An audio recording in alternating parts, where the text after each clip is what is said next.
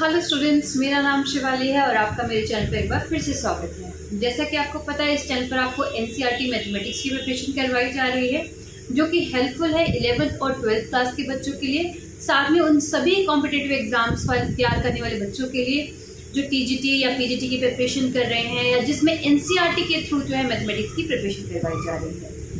हमारा टॉपिक था principle of mathematical induction का, जिसमें हमने फर्स्ट वीडियो में इसका हाफ टॉपिक कंप्लीट कर दिया है और बाकी का टॉपिक हम आज कंप्लीट करेंगे। So without wasting our time let's start. तो जो हमने कुछ थ्योरी पढ़ी थी और कुछ क्वेश्चंस किए थे, आज कुछ और क्वेश्चन जो है हम लेकर आए हैं जो सॉल्व करेंगे और आज आपका ये जो चैप्टर है वो खत्म भी हो जाएगा, क्योंकि बहुत छोटा सा चैप्टर है। इसी तरीके के क्वेश्चन जो है इसमें पूछे जाते हैं।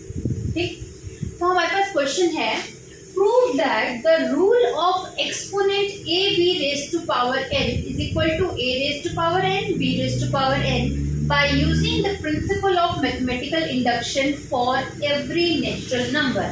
इन्होंने कहा है, अब आपको ये तो पता चल गया कि इसको प्रूव करना है कैसे, by using principle of mathematical induction सभी के सभी नेचुरल नंबर्स के लिए। हमें पता है नेचुरल नंबर्स कौन से होते हैं, 1 2 3। ठीक, तो हम सबसे पहले क्या करते हैं, 1 के लिए प्रूव करते हैं। तो क्या है हमारे पास, a b raised to power n is equal to a raised to power n b raised to power n। ठीक है, तो put n is equal to 1 करेंगे तो क्या हम देखते हैं उसके लिए प्रूव हो पाता है या नहीं। a b raised to power 1 is equal to a raised to power 1 b raised to power 1, तो ये प्रूव हो गया है ना। तो जब ये n is equal to 1 के लिए प्रूव हो गया, सेकेंड में हम फॉर्मूला फ्रेम करते हैं, put n is equal to k कर दिया, a b raise to power k is equal to a raise to power k b raise to power k। Clear.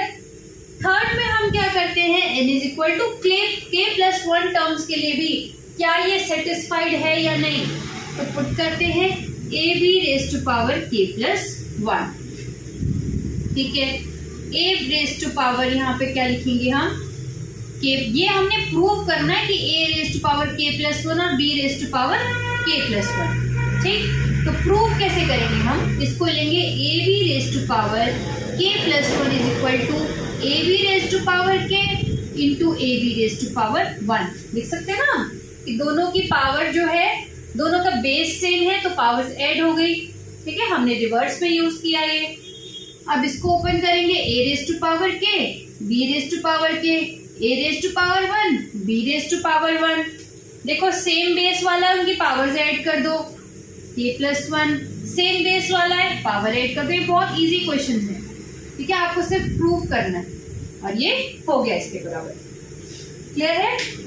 तो इसका मतलब अगर कोई भी नेचुरल नंबर का अगर पावर आता है, ठीक है, कोई भी नंबर हम लेते हैं और उसके ऊपर कोई नेचुरल नंबर लेते हैं, तो वो किसके बराबर होता है, उस नंबर के इंडिविजुअल मल्टीपल के बराबर होता है। ठीक है, जैसे मान लो हमने 1 इंटू 2 रेज टू पावर यहाँ पे 2 ले लिया, तो यहाँ पे 1 raise to power 2 2 raise to power 2, तो क्या ये प्रूव्ड है। देखो जरा, 2 2 ज़ा 4, यहाँ पे 2 2 ज़ा 4, ये प्रूव्ड है। क्लियर। बस इस जो फॉर्मूले फ्रेम किया है इसका मतलब ही यही होता है। ठीक है, और ये ना ही सिर्फ n के लिए बल्कि n प्लस 1 के लिए भी प्रूफ है। इसी का ये जो मैथमेटिकल इंडक्शन है, प्रिंसिपल ऑफ मैथमेटिकल इंडक्शन, इसका यही पर्पस होता है कि आपका जो नंबर है वो n प्लस 1 के लिए भी सेटिस्फाइड है या नहीं। मतलब ये फॉर्मूला फ्रेम करने में ये प्रिंसिपल हेल्प करता है। क्लियर। ये फर्स्ट क्वेश्चन है, नोट कर लो, फिर आएंगे हम सेकेंड क्वेश्चन के ऊपर।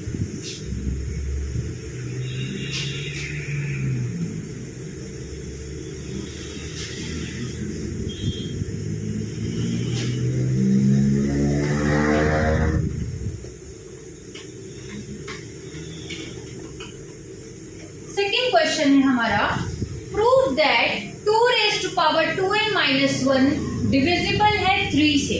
ये हमने प्रूव करना है, तो देख लेते हैं क्या है। 2 raise to power 2n minus 1 is divisible by 3। ठीक है,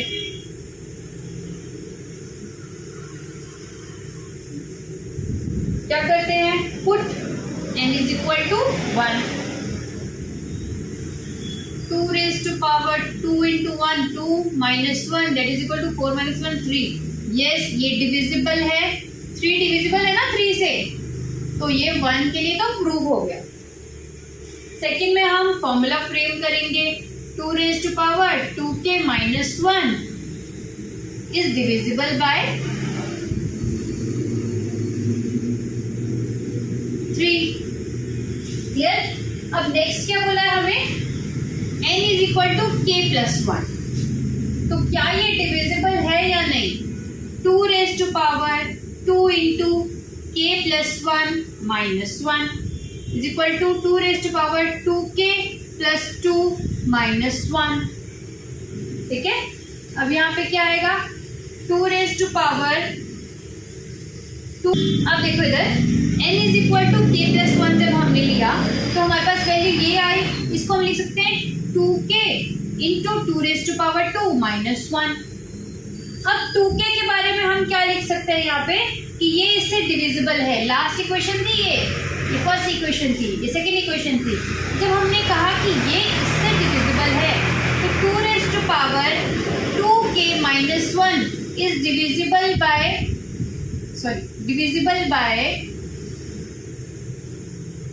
3 टाइम्स ऑफ कोई भी नेचुरल नंबर ले लो, a b b c कुछ भी ले लो, यहाँ पे q ले लिया। ठीक है, तो 2 raised to power 2k is divisible by 3q plus 2 minus 1 था उस तरफ चला गया, तो हमने यहाँ पे पुट कर दिया 3 times of q plus 2 into 4 minus 1। अंदर मल्टीप्लाई कर दो, 12q plus 8 minus 1। ठीक है, आ गया। इधर ध्यान दो, देखो जब हमारे पास हमने वैल्यू पुट की n is equal to k, तो हमारे पास क्या आ गया, 2 raised to power 2k is also divisible by 3q plus 1। हमने जो -1 है वो इस तरफ ले गए, तो जब हम n is equal to k plus 1 करेंगे तो हमारे पास आएगा 2 raised to power 2k plus 1 minus 1 is divisible by 3। अब ये चेक करना है कैसे, 2 raised to power 2k into 2 raised to power 2 minus 1। ठीक है, 2 raised to power 2k की वैल्यू थी हमारे पास 3q plus 1, 3q plus 1 into 4 minus 1। ठीक है, अब ये वैल्यू 4 जो है इसके मल्टीपल में है, मल्टीप्लाई कर दो, 12q plus 4 minus 1, 12q plus 3 common आ जाएगा, 4q plus 1। तो ये आ गया ना, जो k plus 1 है वो इसके बराबर आया, तो ये इसके 3 से डिविजिबल है। क्लियर?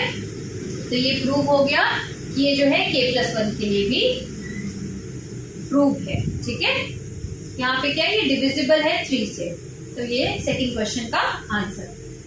क्लियर? इसको नोट कर लो या स्क्रीनशॉट ले लो, फिर नेक्स्ट क्वेश्चन करते हैं।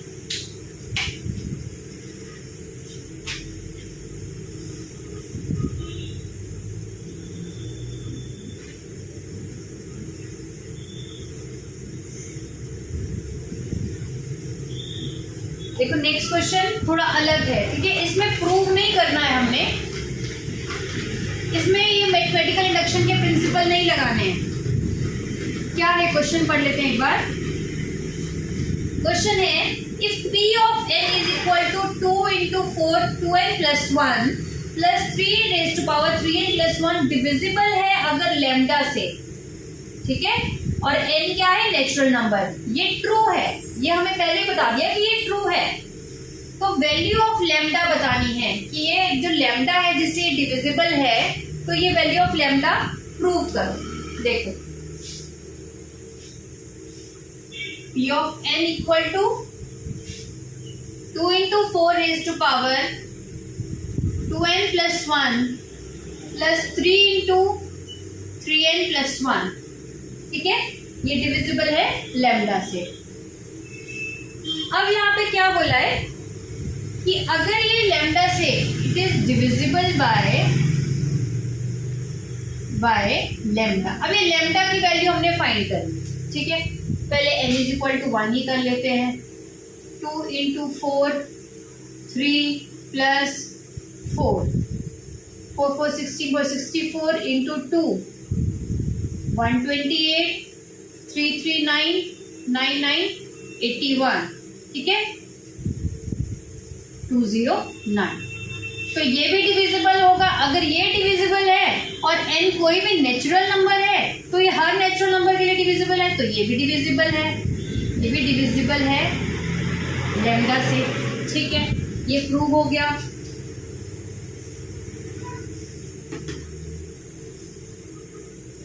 अब हम p equal to P times 2 देख लेते हैं। 2 into 4 raise to power 2 into 2 plus 1 plus 3 3 2 6 plus 1 7 2 2 4 plus 1 5 करो, इससे डिवाइड करेगी, इसको भी डिवाइड करेगी, वो दोनों में कॉमन होगी। तो अगर हम कॉमन निकालना चाहते हैं तो हम हाईएस्ट कॉमन फैक्टर निकाल लेंगे, और जब कॉमन फैक्टर निकालेंगे तो वहां पे 11 आएगा हमारा आंसर, तो लैम्डा की वैल्यू आ गई 11। ऐसे कभी भी आपने कोई भी आपको स्टेटमेंट दे रखा हो और बोला हो कि डिविजिबल फाइंड करना है, तो आप वैल्यू पुट कर दो, 1 कर दो, 2 कर दो, जो नेचुरल नंबर है इजीएस्ट पुट करके ये वैल्यू आ जाएगी, उसमें से उसका कॉमन निकाल लेना, ठीक है। तो नोट कर लो।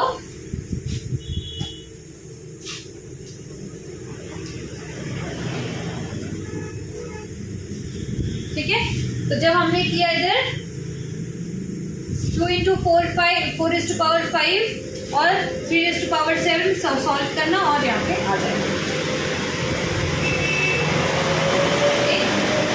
क्वेश्चन को नोट कर लो, फिर लास्ट क्वेश्चन करते हैं। लास्ट क्वेश्चन भी सेम इसी तरीके का है। क्वेश्चन है P ऑफ n की वैल्यू दे रखी है, पहले इसमें प्रिंसिपल ऑफ मैथमेटिकल इंडक्शन लगा हुआ है और ये ट्रू है इसके लिए, यहाँ पे भी, और इसने कहा यहाँ ये डिविजिबल है 6 से, यहाँ डिविजिबल नहीं दे रखा था, यहाँ दे रखा है, लेकिन इसने कहा है कि इसमें जो k वैल्यू है ये क्या है, लीस्ट नेगेटिव इंटीग्रल वैल्यू निकालना है, ठीक है, लीस्ट नेगेटिव इंटीग्रल वैल्यू।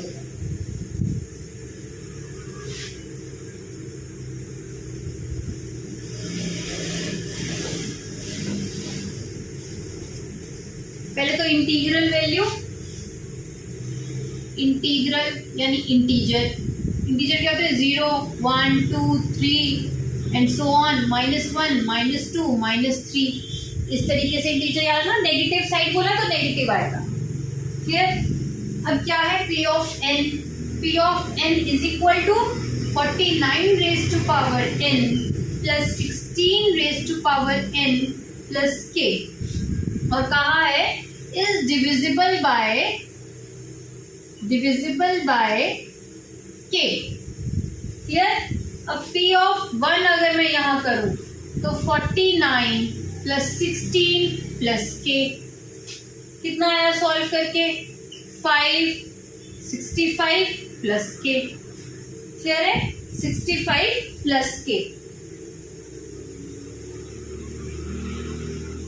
ठीक है, इट इज डिविजिबल। अच्छा एक गड़बड़ किया यहाँ पे 64 आना है, ठीक है, तभी क्वेश्चन में गड़बड़।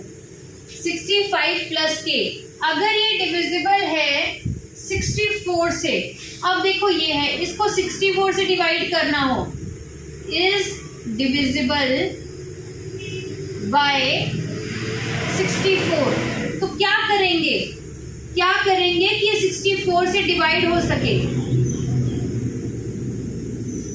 k की वैल्यू क्या पुट करेंगे, और कहा है कि नेगेटिव होगी तो -1 पुट करेंगे तभी तो डिवाइड होगा, तो आ गया, डिविजिबल है तो k की वैल्यू क्या आ गई यहाँ पे -1, क्लियर।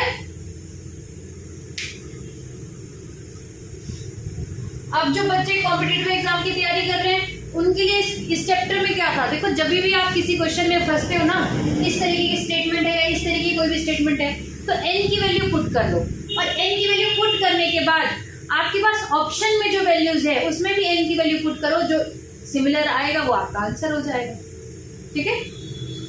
तो इस तरीके से ये वाला आपका चैप्टर यहाँ पे खत्म होता है।